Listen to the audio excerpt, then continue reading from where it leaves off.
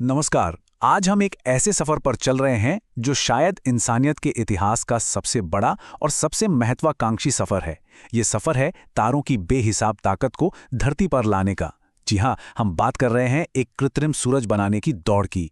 और यकीन मानिए, ये दौड़ अब पहले से कहीं ज्यादा तेज हो चुकी है। देखिए, दशकों से ये बस एक सपना लगता था, किसी साइंस फिक्शन फिल्म की कहानी जैसा। लेकिन अब हाल ही में कुछ ऐसा हुआ है जिसने इस सपने को हकीकत के बहुत करीब ला दिया है। एक ऐसी हकीकत जिसमें हमारी दुनिया को हमेशा के लिए बदलने की ताकत है। और इस पूरी कहानी का जो सबसे दिलचस्प मोड़ है वो आया है चीन की तरफ से। चीन ने एक ऐसा कदम उठाया है जिसने पूरी दुनिया का ध्यान इस रेस की तरफ खींच लिया है। तो चलिए सीधे इसी पर आते हैं। जुलाई 2025 में चीन ने officially China fusion energy company limited को लॉन्च किया। और इसमें निवेश कितना किया? पूरे $2.1 बिलियन। अब ये कोई छोटा मोटा रिसर्च प्रोजेक्ट नहीं है, ये एक औद्योगिक क्रांति का बिगुल बजाने जैसा है। तो यहाँ समझने वाली सबसे ज़रूरी बात यह है कि अब खेल सिर्फ लैब में एक्सपेरिमेंट करने का नहीं रहा। चीन का मकसद फ्यूजन एनर्जी के इर्द गिर्द एक पूरी की पूरी इंडस्ट्री खड़ी करना है।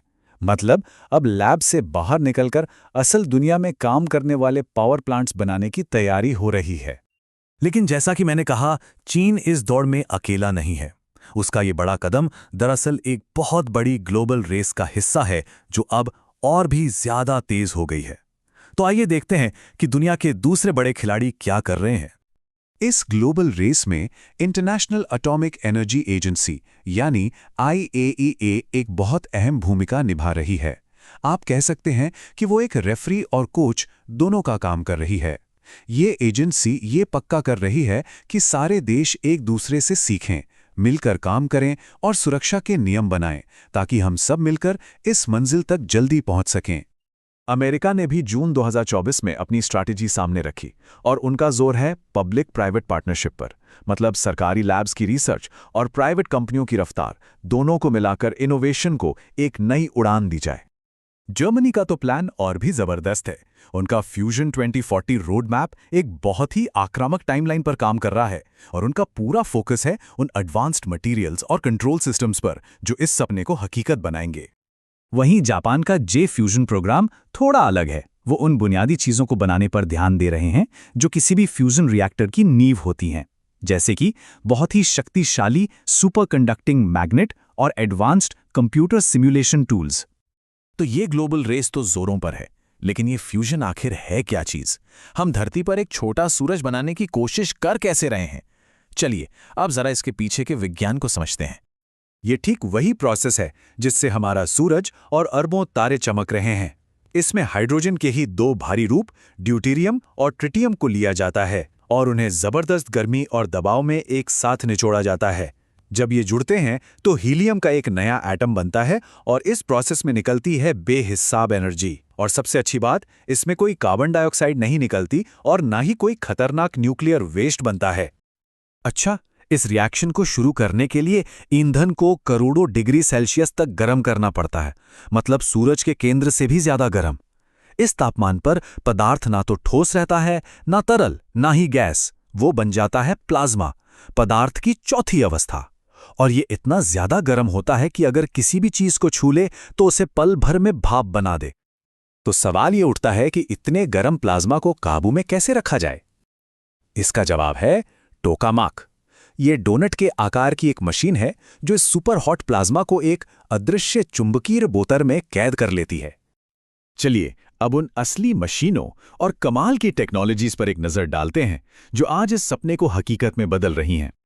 तो ये हैं दुनिया के कुछ बड़े खिलाड़ी। चीन का ईस्ट रिएक्टर जिसने प्लाज्मा को सबसे ज्यादा देर तक स्थिर रखने का रिकॉर्ड बनाया है।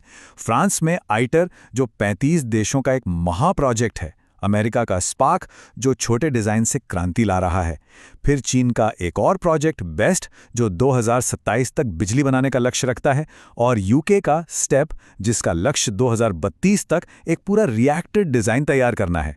मंजिल एक है पर रास्ते अलग अलग। इन सभी प्रोजेक्ट्स में एक टेक्नोलॉजी गेम चेंजर साबित हो रही है, हाई टेम्परेचर सुपर कंडक्टिंग या HTS मैग्नेट्स। ये पुराने मैग्नेट्स के मुकाबले कई ज्यादा ताकतवर मैग्नेटिक फील्ड बनाते हैं, वो भी बहुत कम जगह में। इसका सीधा मतलब यह है कि अब हम पहले से ज्यादा छोटे, ज्यादा असरदार और सस्ते रिएक्टर बना सकते हैं। ये एक बहुत बड़ी कामयाबी है। और दूसरा बड़ा गेम चेंजर है एआई। देखिए, फ्यूजन प्लाज्मा बहुत नाजुक और अस्थिर होता है। एआई इसे मिलीसेकंड के अंदर कंट्रोल करने में मदद करता है ताकि रिएक्शन चलता रहे। साथ ही एआई का इस्तेमाल डिजिटल ट्विन्स बनाने में भी हो रहा है, यानी रिएक्टर के वर्चुअल मॉडल्स। इससे वैज्ञानिक बिना असली मशीन बनाए ही डिजाइन को टेस्ट और बेहतर कर सकते हैं। जाहिर है, इससे रिसर्च की रफ्तार कई गुना बढ़ जाती है।